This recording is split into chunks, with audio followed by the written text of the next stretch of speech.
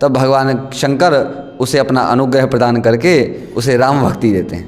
अच्छा, फिर राम से मिलाने लगते हैं। राम से मिलाने लगते हैं, क्योंकि तुम पुनि राम राम दिन राति, तुम पुनि राम राम दिन राति, सादर जपहूँ अनंग आरा के।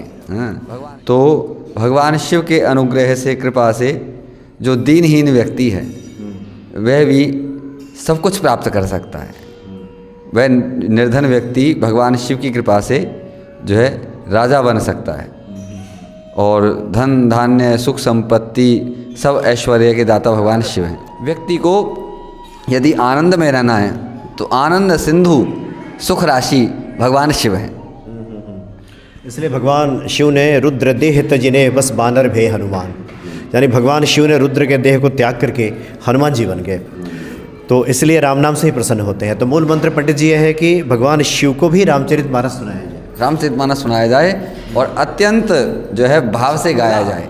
तो जीव को विश्राम जो है ना संसार में नहीं मिल सकता, जीव को विश्राम केवल भगवान शिव की शरण में ही मिलेगा, क्योंकि संसार जो है ना विष स्वरूप ही है। एक तरीके से विष की ज्वालाओं से जीव जो है दुखित है।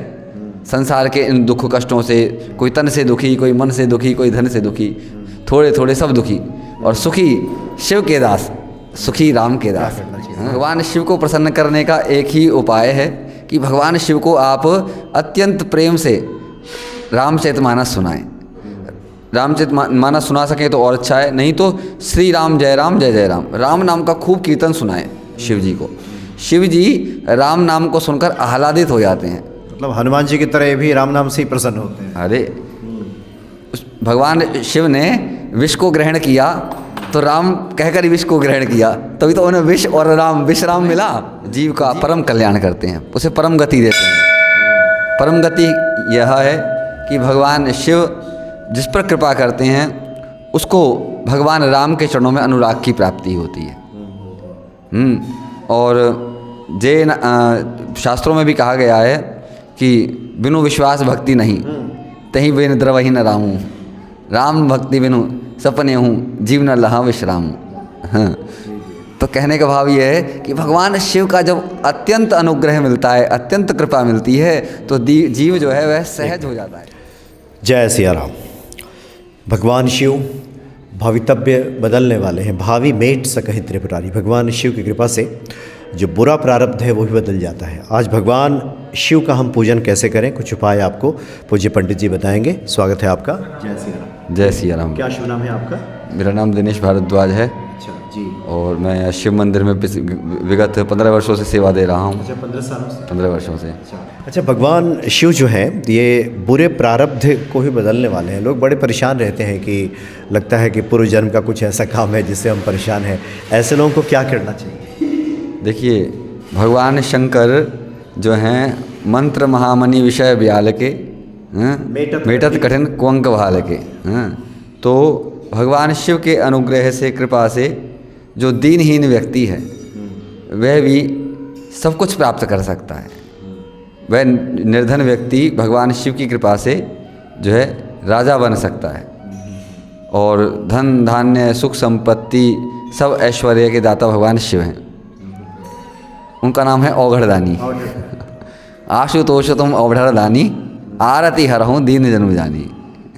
तो हे आशुतोष, आप औघड़दानी हैं और समस्त प्रकार के संकटों को और कष्टों से मुक्ति दिलाने वाले हैं। इसलिए उनके संदर्भ में ये कहा जाता है काश्यान्न मरणान्न मुक्ति ही, यानी काशी में मरने वाले सभी जीवों को भगवान शिव मुक्ति प्रदान करते हैं।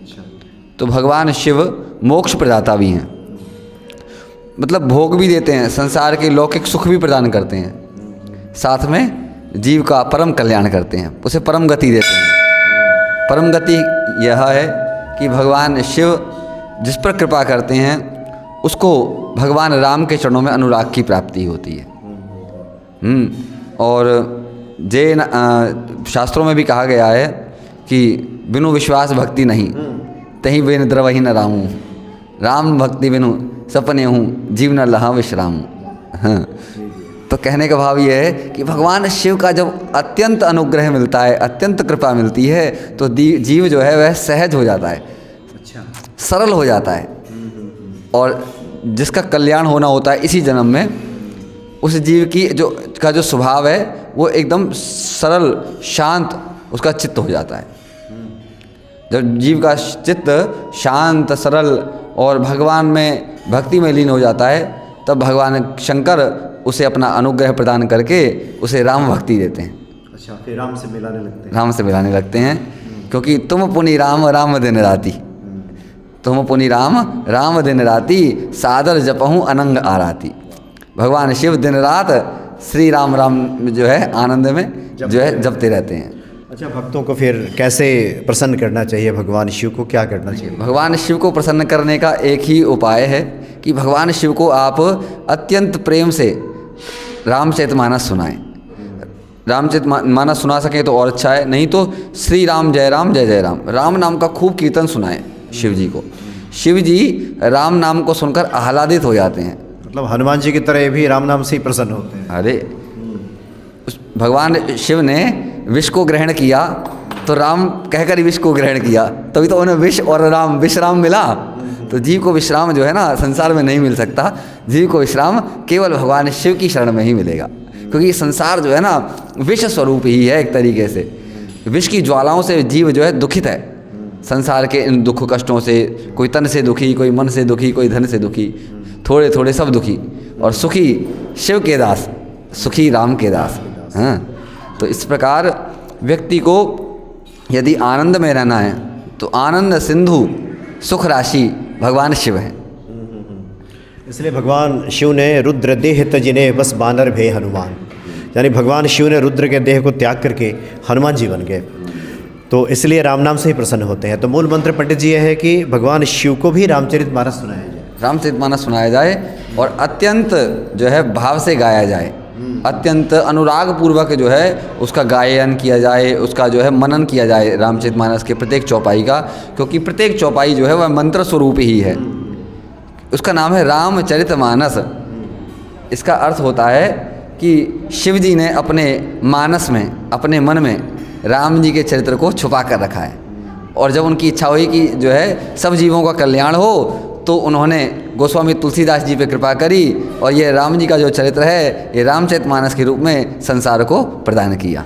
रचि महेश निज मानस राखा। हाँ, रचि महेश निज मानस राखा। हाँ, तो शिव जी जो है ना वो मानस के जो है सबसे प्रथम जो है लेखक समझ लीजिए, जो जिन्होंने इस कथा को कहा है। कथा शिवजी ने सुनाई है माता पार्वती को, राम कथा, तो उसी को तुलसीदास बाबा ने लिखित रूप में जो है संसार के सामने प्रकट कर दिया।